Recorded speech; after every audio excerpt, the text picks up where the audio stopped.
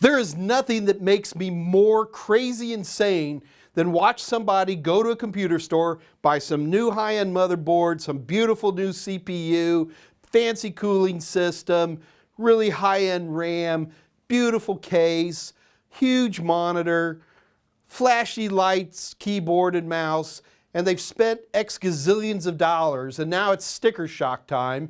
And then the last thing everybody buys is power protection. And that's the one place where everybody goes really cheap. So they end up spending, I don't know, let's take it over the top, thousands of dollars on a big high-end system, and then they suddenly decide to become cheap and they buy a piece of junk power protection. So in this episode, we're going to talk about the type of power protection you need for your systems. But before we get into the power protection, let's talk about what the problems are with power. And that comes from what we call spikes and sags. If you look at the power over time that's coming from the power company, in a perfect world, what it generates is this beautiful sine wave.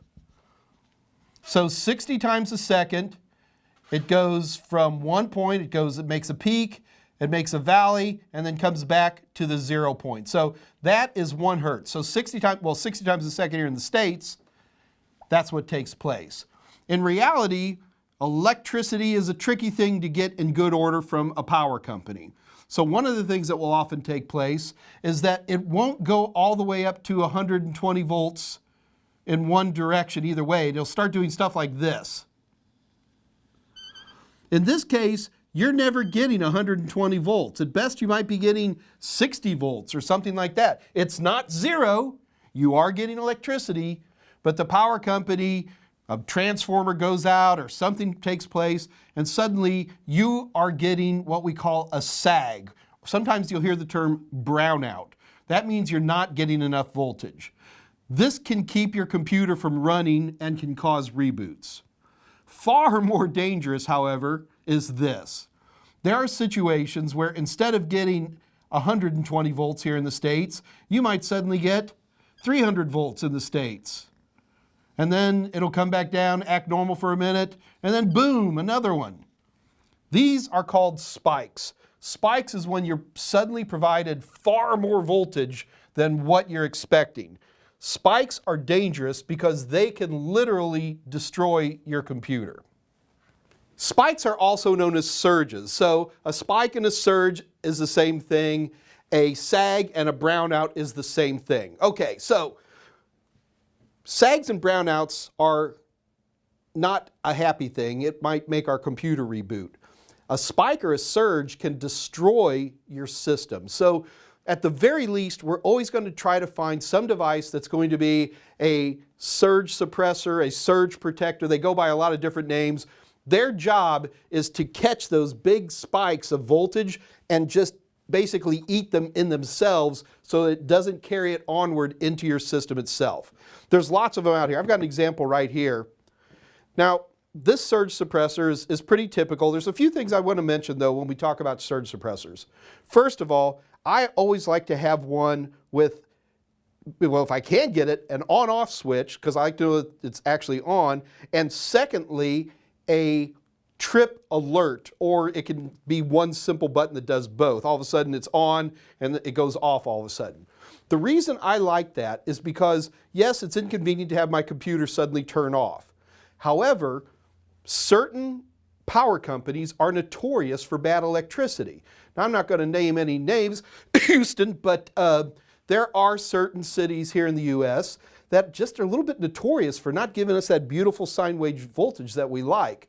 And I want to know that there is a problem like that. Yes, it's great that it absorbs the spikes, it absorbs those surges, but I also want to know it's happening. So that's where I'm willing to let the thing kick off so that I can notice that that's taking place. So while we're talking about surge suppressors, they don't just stop in terms of what you can plug into them. You can get surge suppressors that will protect your Ethernet cabling. You can have, if you're actually still using it, you can find surge suppressors that protect landlines for telephone. Yeah, I still got one, why not? But even things like USB, a lot of us love to charge our USB devices. We use those little AC adapters. So it's convenient if I have something I could just plug my USB into. Why not have something I can plug my USB into and at the same time prevent those surges from destroying my beautiful thumb drives or any other USB device I might choose to be charging at any given moment. So they're great. Don't worry about UL ratings or any official government body ratings. They used to be pretty common with surge suppressors, but today they're all so good that pretty much what they'll do is a big company will go out to some independent laboratory that's not a government agency and hand you a piece of paper. That's about anything that's good for it anymore. The only downside to cheap surge suppressors is that a cheap one will be a good surge suppressor one time, and then it turns into a power strip.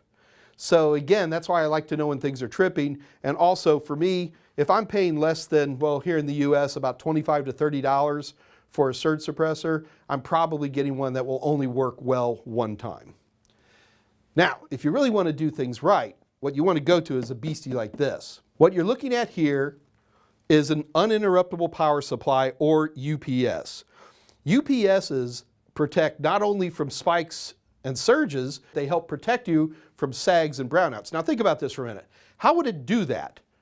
In order to do that, it would have to make electricity. If things don't give you enough, somebody's going to have to pour some electricity in. And that's because inside every one of these guys is some kind of, well, traditionally they were motorcycle batteries, although the industry today makes their own special batteries for UPSs. These batteries pick up whatever your power company doesn't provide. So they're batteries, so they have a certain amount of time that they can do stuff depending on how much you're pulling off of them. So when we buy these different types of UPSs, what we're going to do, first of all, no one's going to test you on how long does a UPS last, because no one can answer that question because we don't know how much your system's pulling. But there's a few things that we can talk about. In general, one of the big things is if you take a look on the top of this system right here, you're going to see that one side of this is, it says battery backup, surge protection. This is the only plugs on this system that actually provide protection against sags and brownouts. Over here, this is just a surge protector. So number one, you want to make sure you know where you're plugging them in. Many UPS makers provide a software interface between your UPS and your system that allows you to monitor it. So here's a screenshot of an example of this. So you can see it can tell you how many minutes of reserve power is in the battery right now, and that can often be a very convenient tool to give you an idea of how well your UPS is working. All of these companies, I've got APC brand here in front of you, which I like APC quite a bit. When I'm going to buy myself a UPS, I'm going to go onto the APS website and it's going to talk about how much time, and it's usually measured in minutes. This is not hours. The idea is that you lose power and then all of a sudden you have 15 minutes, 20 minutes, on a really nice one, maybe 30 minutes, where you can actually power the system down. So you don't look at these things as, oh, we've lost power because of a hurricane, so I'm just going to keep running. No, it gives you enough time to shut the machine down in a pretty way. If you want to have something that's going to survive when you've lost power for hours, now you're talking about backup generator systems or something like that, which will provide power. So don't confuse those. In my opinion, about the only thing that I'm going to use simply a surge protector for anymore is going to be really inexpensive stuff. For example, I've got some flatbed scanners that cost me 80 bucks each and a couple of cheap printers. Those I might put on a surge protector. Almost any other system that I use today, I have UPS for. I'm talking about in my house, I'm talking about in the office, I'm talking about in the server room. In today's world, UPSs are powerful, reliable, they work great, and why bother protecting just from surges and spikes when you can protect from sags and brownouts just as well with the same box?